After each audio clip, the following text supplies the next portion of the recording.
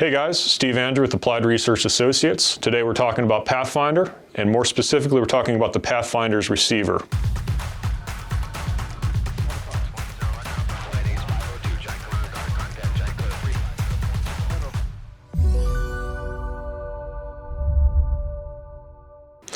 You can see the receiver portion comes in basically two parts, the antenna and the receiver box.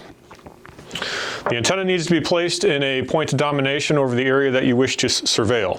The Pathfinder system relies on line-of-sight radio frequency signals to transmit the alert from the sensor back to the receiver. So this needs to be well positioned around your area. If you have a large area that you're looking to cover, we can place more of these around so we can give you greater coverage. Each system comes with an antenna mounting bracket and a cable that attaches the antenna into the receiver box. The receiver box here is really where the magic happens with the Pathfinder system. The receiver box contains the server that handles all the traffic, message traffic coming from the receiver or from the sensors. And hooking this into your broader network is really where a lot of variability comes in. You can see we've got a couple of different options on how to hook this into your larger system.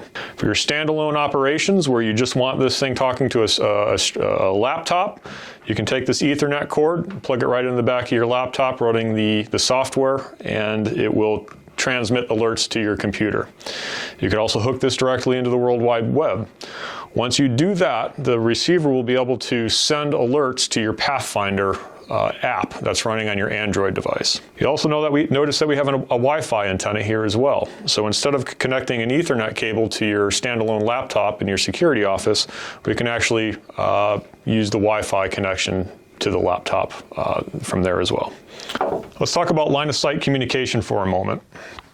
Our system relies on this sensor being able to talk to this receiver antenna.